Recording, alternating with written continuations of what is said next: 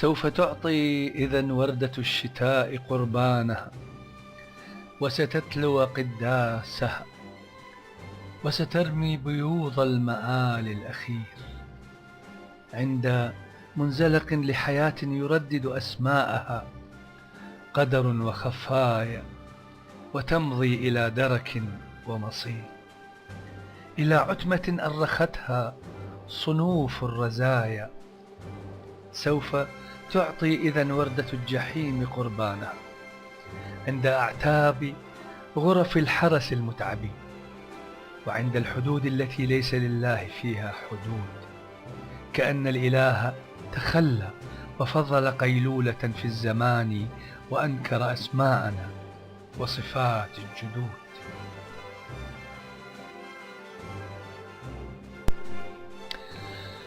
هذه وردة الشتاء مرسومة على أبواب الغرف الباردة، الأبواب وهي تصطفق بإهمال، وعلى حقائب الجلد مرسومة مثل لعبة الصغير، وموشومة رسومها على حنك الجدة العجوز، ذكرى لسومر، ذكرى لآشور في الرحيل الأخير لمدن الثلج وهي تتلو قداديس الموت. ها هو السلمون العراقي يدافع في المنحنى في خفاء التدفق والموج والبرد والصخر والغروبات. السلمون العراقي يحمل نحو الشمال أغنية لبقاء، وأقدار جيل من الموت فزة، كأن الموات سيحكون ويروون ماذا رمى الدم من كلمات، وما أومأت كف كل قتيل، وما قال كل لسان وكل ذبيح.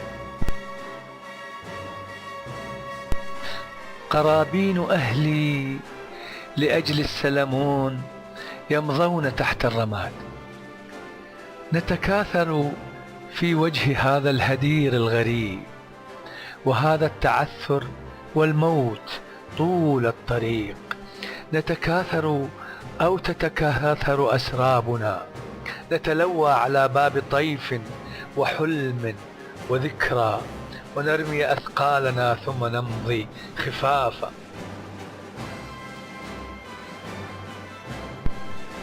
هو السلمون العراقي يمضي محتشدا ووحيدا، ويمضي خفيفا ويمضي إلى المستحيل.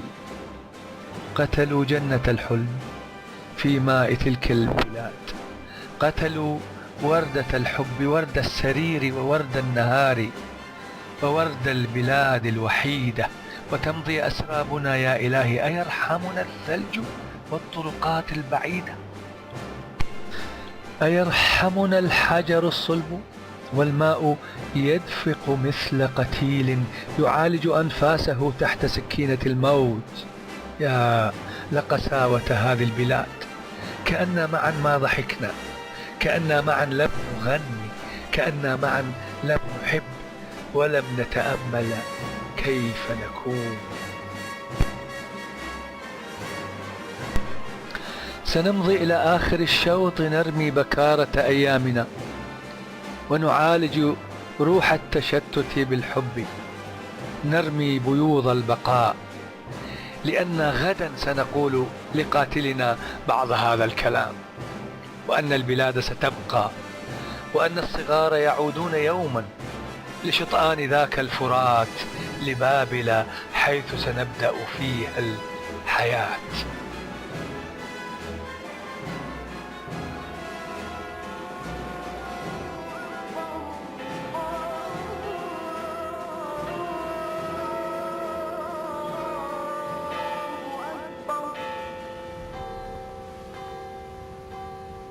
لا